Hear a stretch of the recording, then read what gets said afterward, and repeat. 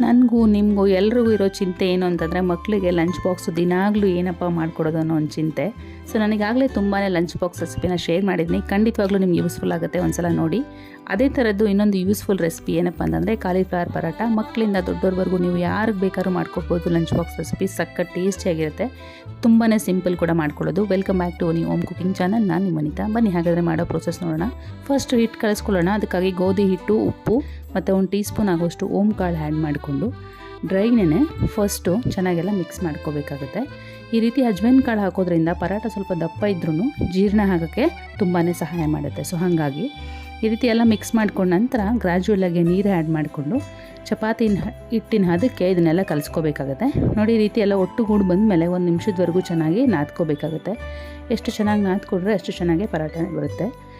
ಈ ರೀತಿ ಎಲ್ಲ ಒಟ್ಟುಗೂಡಿ ಬಂದಮೇಲೆ ಕೊನೆಯದಾಗಿ 1 ಟೀ ಸ್ಪೂನ್ ಆಗೋಷ್ಟು ಎಣ್ಣೆನ ಈ ರೀತಿ ಅಪ್ಲೈ ಎಲ್ಲ ಮಾಡಿಕೊಂಡು ನಂತರ ಬಟ್ಟೆಯಿಂದ ಅಥವಾ ಒಂದು ಪಾತ್ರೆಯಿಂದ ಕವರ್ ಮಾಡಿಬಿಟ್ಟು ಇದನ್ನು 30 ಮಿನಿಟ್ಸು ಹಾಗೆ ಬಿಟ್ಬಿಡಿ.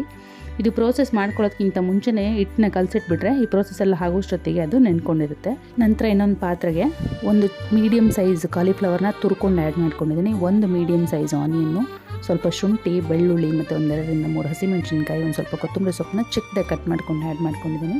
ನಂತರ ಇದಕ್ಕೆ ರುಚಿಗೆ ಬೇಕಾದಷ್ಟು ಉಪ್ಪು, ಒಂದು 1/2 ಟೀ ಸ್ಪೂನ್ ಆಗೋಷ್ಟು ಅರಿಶಿನ ಪುಡಿ ಮತ್ತು ಒಂದು 1/2 ಟೀ ಸ್ಪೂನ್ ಆಗೋಷ್ಟು garam masala powder, 1 tea spoon ಆಗೋಷ್ಟು ಜೀರಿಗೆ ಪೌಡರ್ ಆ್ಯಡ್ ಮಾಡಿಕೊಂಡು ಚೆನ್ನಾಗೆಲ್ಲ ಕಂಬೈನ್ ಮಾಡ್ಕೋಬೇಕಾಗುತ್ತೆ. ಈ ಮಸಾಲ ಎಲ್ಲ ಕಂಪ್ಲೀಟಾಗಿ ಮಿಕ್ಸ್ ಆಗೋ ರೀತಿಲಿ ಮಿಕ್ಸ್ ಮಾಡ್ಕೊಂಡ ನಂತರ ಇದಕ್ಕೆ ಒಂದು 1/2 ಟೀ ಸ್ಪೂನ್ ಆಗೋಷ್ಟು ಖಾರದ ಪುಡಿ ಆ್ಯಡ್ ಮಾಡ್ತಾಯಿದ್ದೀನಿ.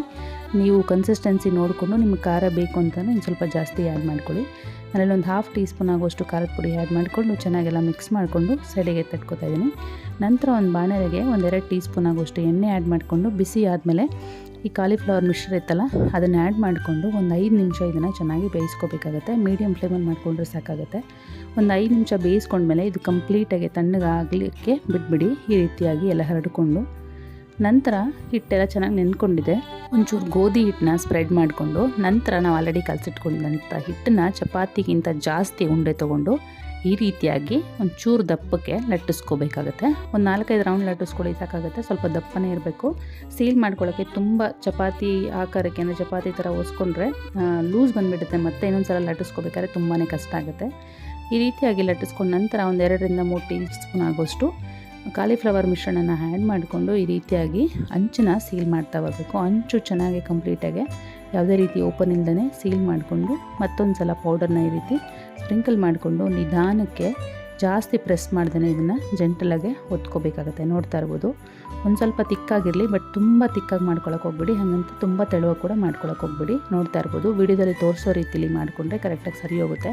ಇಲ್ಲ ಅಂತಂದರೆ ಫಿಲ್ಲಿಂಗ್ ಎಲ್ಲ ಹೊರಗಡೆ ಬಂದುಬಿಡುತ್ತೆ. ನಾನು ತೊಗೊಂಡಿರೋಂಥ ಕ್ವಾಂಟಿಟಿಗೆ 10 ಪರಾಟ ಆಗಿದೆ.